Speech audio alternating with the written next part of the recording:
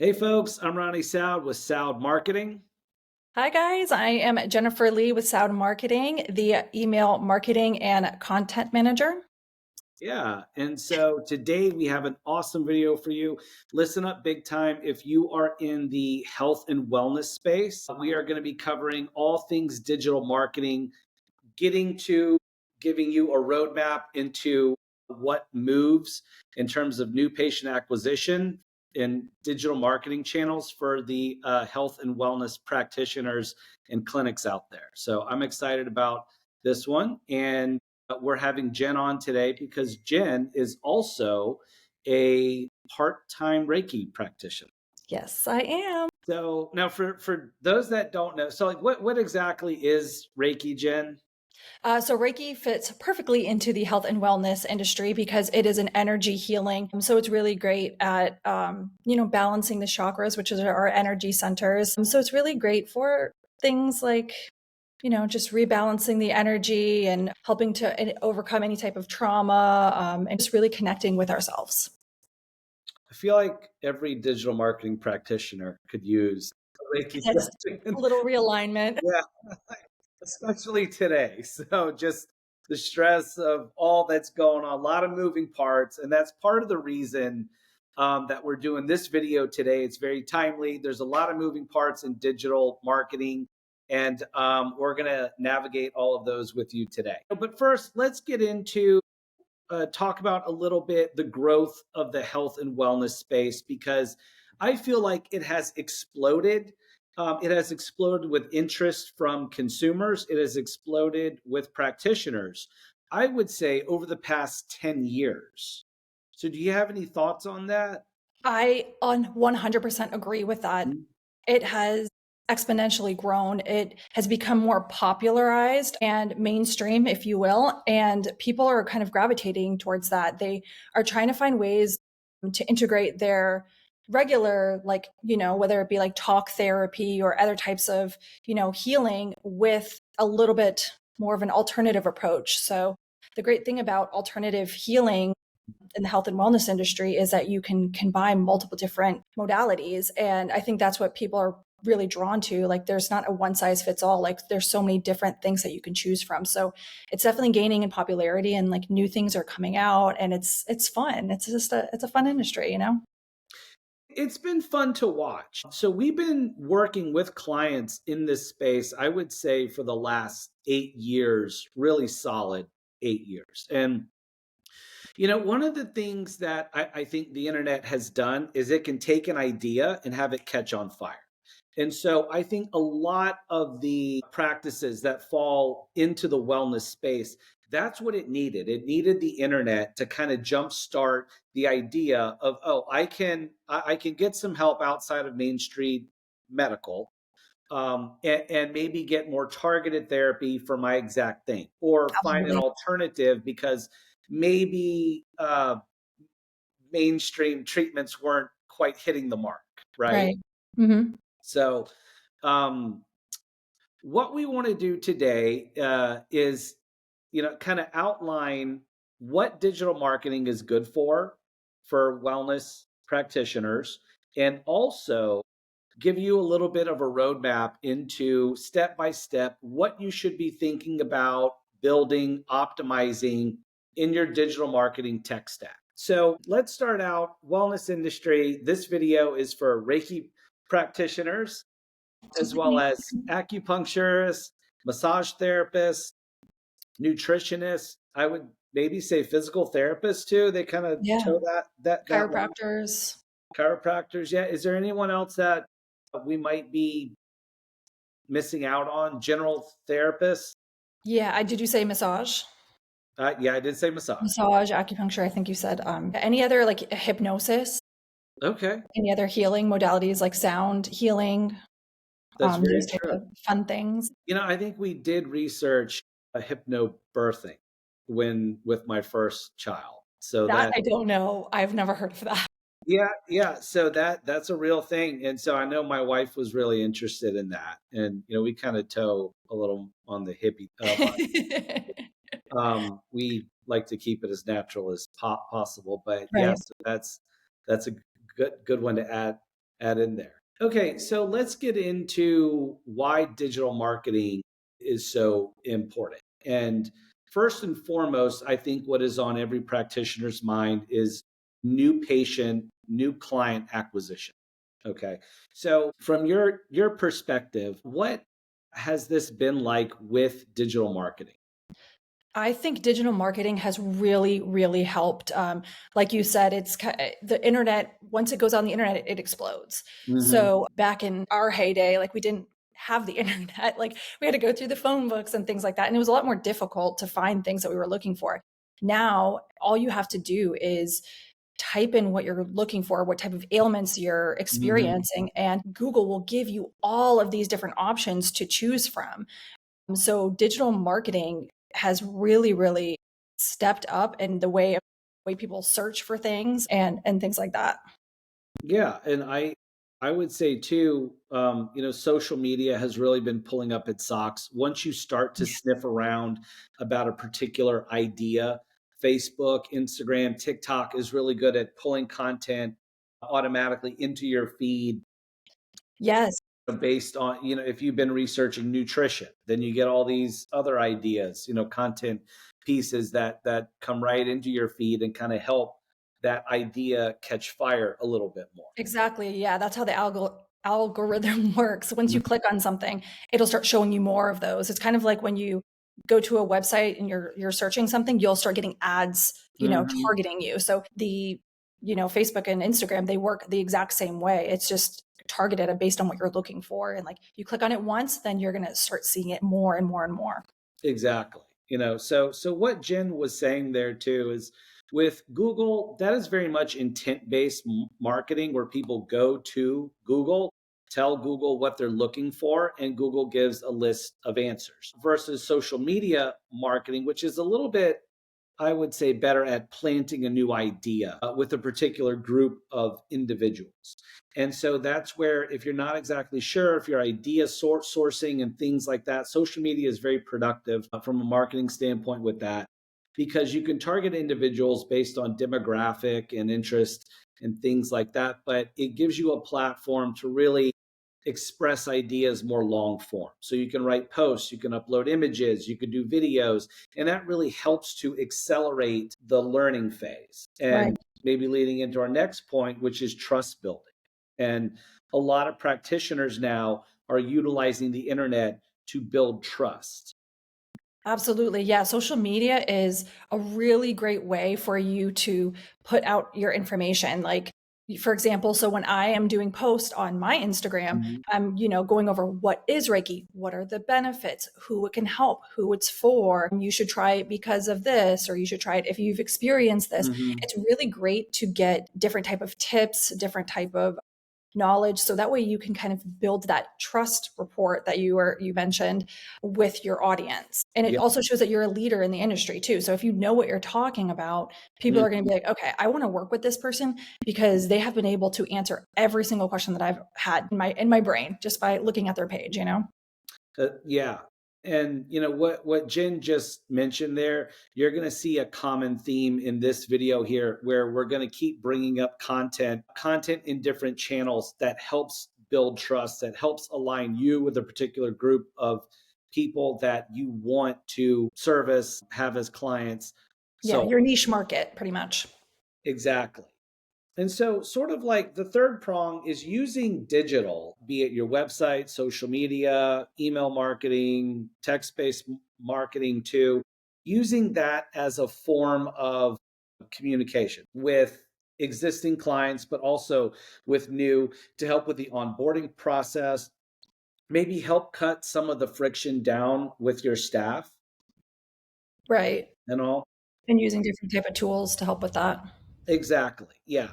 And so, this is where I think a lot of people don't realize that their website can be just as much as an infrastructure tool. Maybe same with email marketing too. Mhm. Just as much as an infrastructure tool as it is a marketing tool to get new patients in, right? Absolutely. And if you can find a way to streamline your website where does everything for you, Hmm. then like you said, you can take a lot of pressure off your staff and you won't need to hire so many people to, book all the appointments and things like that if you have everything all inclusive. Exactly. So make it easy, Make I it would easy. say. Yeah. Keep it simple. Keep it Isn't simple. Yep, keep it simple, make it easy. All right, so let's get into some actual tactical things that health and wellness practitioners can do to grow their business, get new patients, and also kind of help streamline communication. Now, we are going to be tackling these in order of importance. So pay attention, and also we'll have a recap of all of these in written form as well. Okay, so first and foremost, you have got to build your digital marketing house on a solid foundation, and that foundation is your website.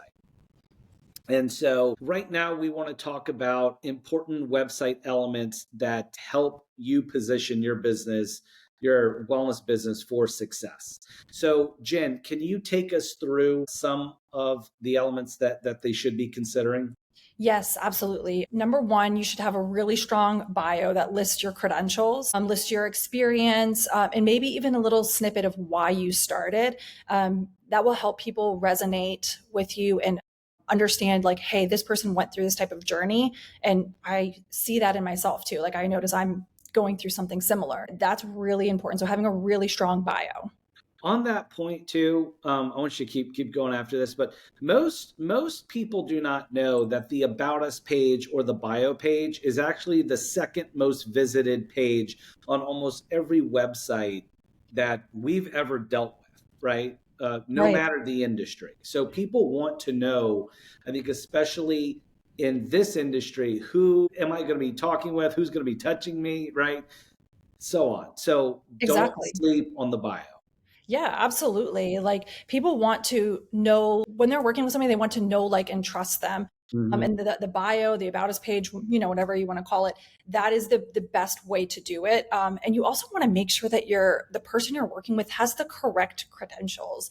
Like you don't want to go to an acupuncturist that didn't get certified in that. So you Mhm. want to make sure that they have the certifications that you need in order to get that type of service. And then another area on your website that is highly, highly important is having a service page for each of the different services that you offer. And then not only having a service page that explains what the service is and, what a session or, you know, thing would look like with a person, you also want to list the benefits of the service and like who it's made for, who it's going to help, Mhm. like why you should, use this specific service. Because, for example, if you're looking for something, if you're looking for, holistic or natural treatments for migraine, like you're not going to click on somebody that doesn't specialize in that. You're going to you're looking for something specific. So it's really important to know who your targeted client list is, that you're really, really trying to go for your niche market. And then also any type of other ailments that you are focusing on. So if, like I mentioned, like if you're looking for migraines or if Mhm. you're looking for something to help with fertility or whatever, it may be, just make sure that you have that listed. It's really important to get crystal clear on who you're helping to service, because, as much as we would love to help and service every single person, that is not ideal. So, like, it's kind of like being like a master of everything when you're in reality, it's like a master of nothing. So, it's really important to, it's true. It's really important to have all of those, what your main focus is, so that way people know, like, this person can help me. So, Exactly. did that clarify some of the things? Yeah, I would double down. And if anybody has consumed our content before, one of the pillars that we stand on here is website content and its importance in converting traffic into really good, warm leads for your business to then go and close. And there's absolutely nothing better than a well thought out website. On a daily basis, more people will visit your website than will walk through your actual store front door. right? Mhm. So you get more eyeballs on you in this manner. And the content that you put out there does need to be very targeted to the exact niche that you service, detailing what the benefits are, the features of using your business versus the competition, as well as getting them to understand what is the process like in doing business with you. So those are some of the things that build real trust. In addition to that, another thing that Jen hinted on was having one service page for every revenue generating service that you offer. We also have another phrase around here. If we stand on content as a pillar, this phrase really rings true also. Google does not rank a website, they rank a page. Right. So if you offer Reiki for pregnant individuals, right? Then you need to have that made mention on that page so that when people do those searches, when they go to the internet, Google and Bing and any of the AI crawlers like ChatGPT and Gemini and Perplexity, they know that you not only provide that service, but you do it for that particular niche, and they will rank your website higher and higher because of it. Right. So when Absolutely. it comes to content, details matter. Yes. Awesome. Okay, so going from the website, which is in your full control, and we've identified that probably investing in content, especially early, is one of the most important investments you can make in your business. Let's flip over now. So, sort of the second most important item, your Google business profile. Mhm. And this is, I often say, this is your most important digital asset, because without this, there is no more phone book, right? So people go to Google to find your phone number now. So they Google your business name, they Google directions, so on and so forth. So, Jen, what are some of the elements that people need to be on the lookout for a well optimized Google business profile? So, like you mentioned in one of your other videos, NAP, which is the name, Hmm. address, and phone number, kind of like what you would see in a phone book, those are really, really important. Your categories and descriptions. So, like what type of services you offer, and a little snippet of, what they are. Any type of photos and videos to help people get a visual feel for your business and what you offer, any type of post. So you can do like a weekly post or every other week, and that just keeps everything consistent. So posts are a really great way for you to highlight different type of events, different type of promotions that you may be running, or just different things that just cycle through. Posts, they do expire after 6 months. So if you are doing FAQs in the post, you might want to make sure you save all of them so you can recycle them. Hmm. And another really great thing are the FAQs. So, what are some commonly asked questions that you normally get? So, for me, for example, like what is Reiki? What are the benefits of Reiki? Hmm. Who should try Reiki? Is Reiki for everyone? And those things like that. So, that's a really great way for people to just get questions answered really quickly. And then another thing is getting the Google reviews too. So if you have a really satisfied client or customer, you're going to want to ask them to give you a Google review. And then as soon as you get the review, make sure you comment back and say, thank you so much. It was great working with you, or, however you want to say it, because then it kind of builds like, okay, oh, they acknowledge that they got that review. So those are just some of the few things for Google.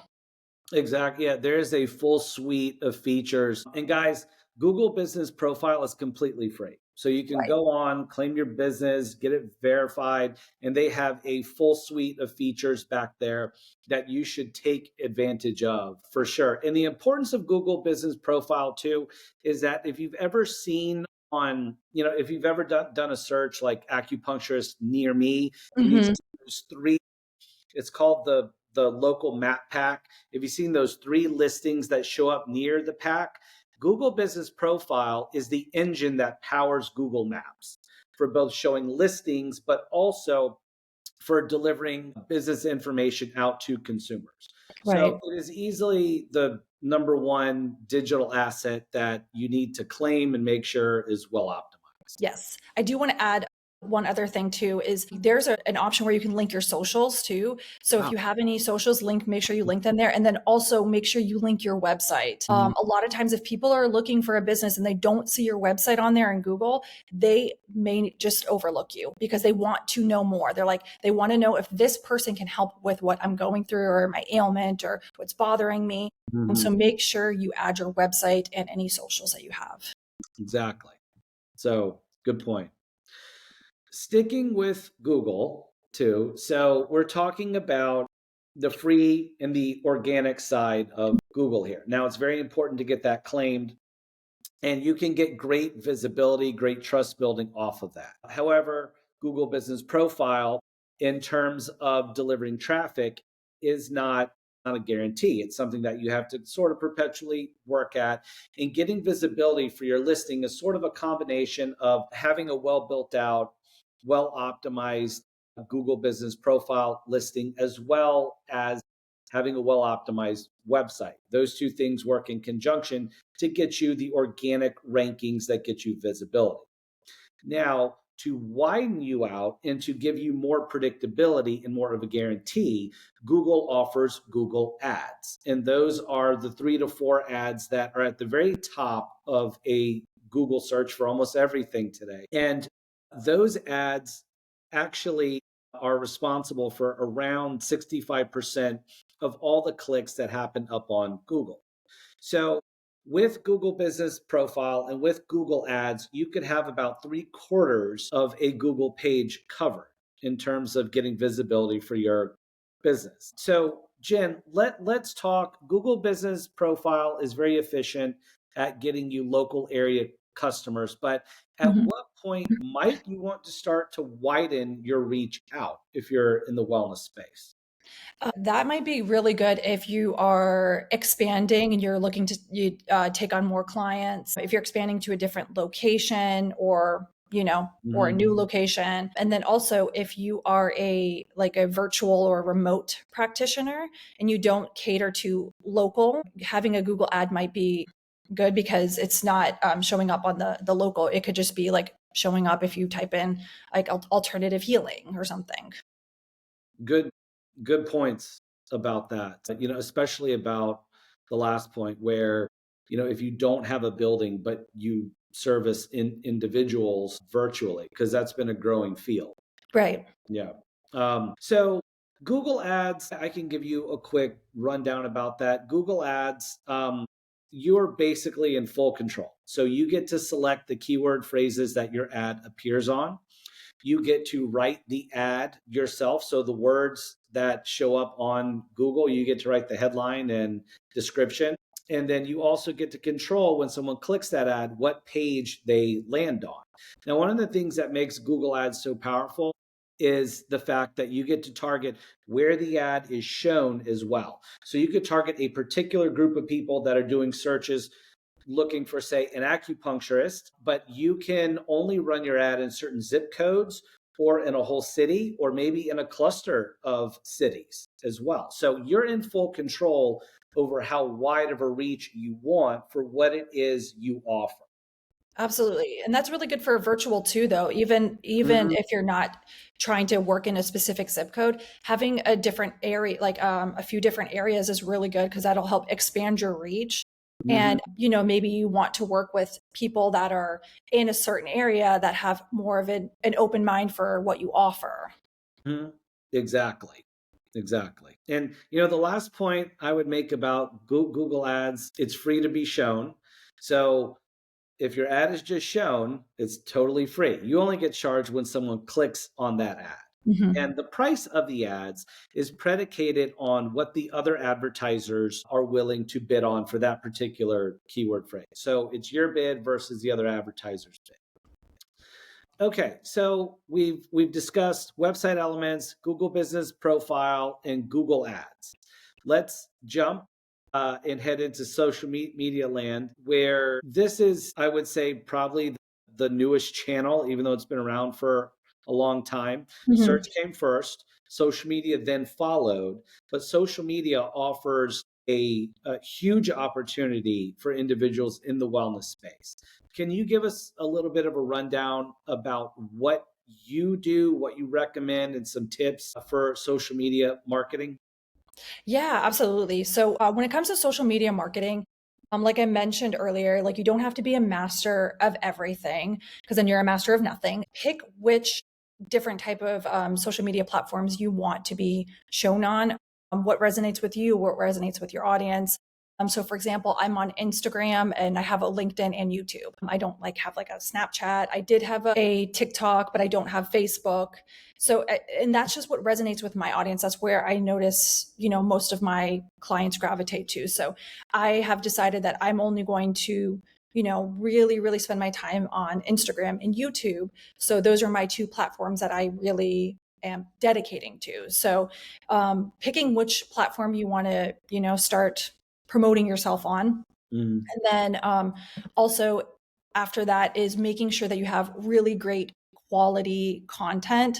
You don't want to post just to post. So posting regularly and consistently is going to be key because then people will know, okay, this person posts on Tuesdays and Thursdays, or this person posts Monday, Wednesday, and Friday. mhm, So they know like, oh, I can know to expect a post on this day at around this time. And that also helps kind of build that know, like, and trust. So you don't want to post one day and then like 2 weeks later you post, all week. Then they're going to be like, what happened to this person? Like, where have mhm, they been? So make sure you keep it consistent. And then, like I mentioned, quality content. A great way to find out what your audience is looking for is by doing polls in the stories. You can ask, like, what content are you looking for? What are your most common ailments? Or like, if you had like a magic button, like, what would it fix or something like that? That's a really great way for you to get to know your audience and for you to kind of start gearing your content towards them. Keep in mind, like, not everyone's a content creator. We're not on social media to be content yeah. creators, like, Mhm, not all of us. We are mostly there to just put out our information so that way it's like a little snapshot of our website. So when somebody goes to your profile, like if it's Instagram, they will be able to see like, okay, like, oh, this person offers this is what they help with. This is a little bit about them. And if you need ideas, mhm. take a little bit of information from your own website. Like, do a little bit of an about me post, so that way, like, oh, I wanted to introduce myself. I'm this person with this company, and this is what I focus on, and this is who I help. And then you can talk about your services in different posts too. That's a really great and fun way to kind of almost highlight your website. And then also you can, if you have tips, like I love talking Mhm. about wellness tips. So I love having different tips because that's also what I work with my clients on. I give them tips and recommendations for them to work on for themselves, like in between sessions. So having really great quality content is what's going to set you apart. And you don't want to post just to post. So those are just some social media tips. Good, good points there. And so, especially one of the last ones you made, where using Instagram as sort of a mini website. So one of the Yeah. things that we've seen over the past years is users typing in business name plus Instagram or business name plus TikTok. So Mm-hmm. they're not only Googling to find your website, but they're also Googling to find your Instagram page or your TikTok page, with the assumption that you have maybe timely content there, or they Right. can hear you speak there through video or something, right? So, Right. Yeah, because if very, you go to somebody's social media page and they haven't posted in a long while, you're mhm, gonna be like, oh, they're probably inactive. mhm, So by posting regularly and consistently, that'll keep you top of mind. very true. Very true. Okay, so then, like Google, all social media platforms now have, we've been talking about the free, the paid side, there's an ad side to this. And so the biggest being Meta ads, which Hmm. is Facebook and Instagram ads. Hmm. So a lot of people don't know, but Facebook owns Instagram. Right. So if you were to run ads, you kind of get a 2-for-1 in terms of channel. And these are extremely productive at building brand awareness, getting you in front of your particular target market.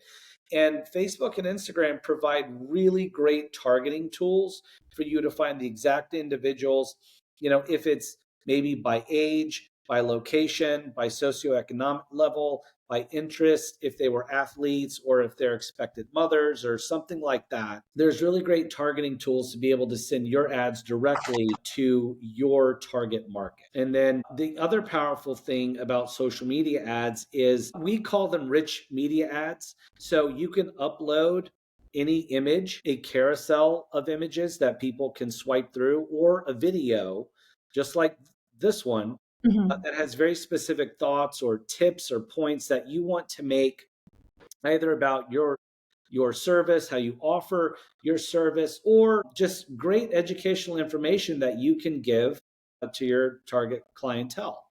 Mhm. So, again, social media ads, similar to Google ads, they run on a daily budget, and you can spend as much or as little as you want. So, Right. very powerful addition to organic social media. And if you're looking to expand your reach after you've gotten your social media marketing going, then the ads are a really great product to look at. Absolutely. And kind of like when I mentioned, like when you would want to use a Google ad, it's very similar to like using meta ads. Right. If you're, looking to get more clientele, you're opening a new location, like it's a great way to promote that service. Hmm. Exactly. And so, with that, really the way that I would start with social media ads, I really think, kind of Facebook and Instagram ads hit a very wide group of individuals. And then if Mhm. you need to kind of jump off from there, that's where you might want to look into like YouTube ads or possibly even TikTok. But I Right. would put those a little more downstream from Facebook and Instagram. Okay, so one of the final pillars to our roadmap here that we want to talk about is email marketing. Email, Can you tell I'm excited? still relevant? Oh yeah. Yeah. Yeah. Yeah. I feel like it's more relevant than ever, to be honest. Email marketing is not going away. It's, if anything, I think it's growing.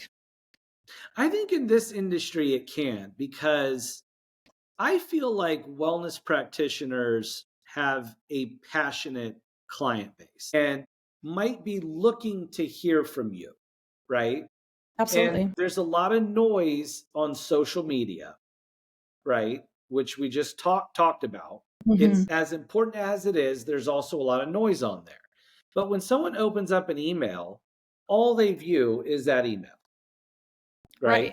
Exactly. So take us through kind of the two types of email that you can do. One is, a newsletter, maybe Mhm. that's expected in some kind of a frequent cadence. The other is more on the automation side. Right. So which one would you like me to start with first? Let's start with a newsletter because most people already know what that is. Yeah, absolutely. So a newsletter, usually people will send it monthly. However, you can send it like every other week. And that covers, just it's pretty much like an overview. And there's so many different things that you can use in a newsletter. So Mhm. for example, I'll go through like what I use in my newsletter. So I will highlight any workshops or events that I'm doing that month. I will have like a tip of the month, which is really, really great. Especially if you're known for giving tips, and then it also makes you look like a leader in the industry. I will highlight any of my latest videos because like I mentioned earlier, I do YouTube. So I will highlight any of my latest videos, and also I will also highlight any of my latest blog posts. So I do blogs. Yes, blogs are still relevant, and I will highlight any of my latest blog posts. But there are so many different other things that you can add to a newsletter. You don't want to do too much, but having like 4 or 5 really good points in a newsletter is great. But you can do company updates. So, like if you were moving, or you have, you brought somebody new into the family or something, like Mhm. those are really great. And it shares a little piece of you. So people get to really get to know you on a more of a personal level. You can do like industry updates if there are any, like for us in marketing, there's industry updates all the time. Like Constant. what we do changes frequently, Mhm. and we obviously need to stay on top of it, but sometimes it's good to share a little bit of those industry updates with our clients too, so that way they know like kind of my gosh, there's some things that are changing. Hmm. So those are just a few really good things to highlight in the newsletter. Any type of changes, if there's any updates, I know usually around the first of the year, people will have an update to their services, an update to their pricing, and things like that. And Hmm. that's a really great way for you to reach your whole audience of anybody that has worked with you or expressed interest in working with you, to let them know any little tidbit of information all at once. Right. That's what newsletters are. And there are, again, like I mentioned, so many different things you can do with them. And then when it comes to like automations or drip campaigns, those generally come from a lead magnet. That'll either come from like the contact us page or a lead magnet. So these And might be, this is more for prospects. correct. So automation more for prospects that have not converted to be a client yet. Newsletter probably more for clients in very close contacts that you might have in a database. Yes. Okay. Anytime that you go through an automation, whether it be like a series of like 4 emails, 3 emails, Hmm. or 7 emails, however many it is, those people that are on that drip campaign will often get like moved into the newsletter because they've already, got to learn a little bit more about what you're offering, or what they were expressing interest in. Okay. And so you said that people can go onto an automation slash drip sequence there. What should businesses in the wellness space know when they're creating a drip series? Number one, what do you want to like highlight? Like, what is it to showcase your services? Is it to inform the client of what you do? So I will give you an example and I'll use mine. I have a series of 4 different emails. The first is if people want to get a little more information about like what Reiki is. Hmm. So they're interested. They, fill out the contact form. It'll give them information like, oh, this is the overview of Reiki and what it is. The second email will go out a few days later, like about Hmm. two days, because you don't want to bombard them because people will unsubscribe so quick if you are sending way too many Hmm. emails. So you want to give it at least a day or two. And then the second email will be like maybe going over some of the benefits of what Reiki is and like the benefits that I offer when I do Hmm. Reiki. And then the third email can go out about like 2 days later, going over like, Reiki is right for you if you've experienced this or something, kind of make it a little more personal, hit those pain points. And then that fourth email would be inviting them to either sign up for the service. And a great way to entice them is offer a small discount, or like maybe offer like a promotion, like, like Hmm. book within the next 2 weeks and get 10% off or something. Yeah. And that really helps with the conversion. Even if they decide not to book right away with you, they have the information that they wanted and that they needed. And oftentimes they will end up booking in the future if they don't book with you by that final email. So Gotcha. that is my drip campaign. And generally, you don't want to do more emails than like 4, but Hmm. sometimes people do a little bit longer of a journey. Just make sure you spread it out. Good points there. Yeah. And so the automation part can really, really help offset some of the pressure from whoever on your team handles new prospects and talking to Right. them, converting them into leads. And so email automation, I think, is one of those things that not enough companies deploy. And Right. so it helps keep the message consistent too. And so that way, like what's coming through email is sort of rehashed when they do call to set an appointment.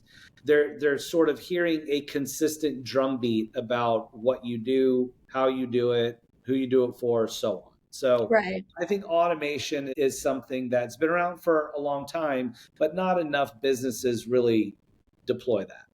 Exactly. And I remember in the beginning of the video, we were talking about having that type of automation to help take away from your, like, Hmm. take away some of that like admin work from your staff. Like Right. once you set up that drip campaign, like you have it already, instead of the staff member or the admin having to go through and send the emails, like, because these are commonly asked questions Right. that are getting answered. So instead of somebody emailing back and forth, or, it takes that time and puts it into something more productive.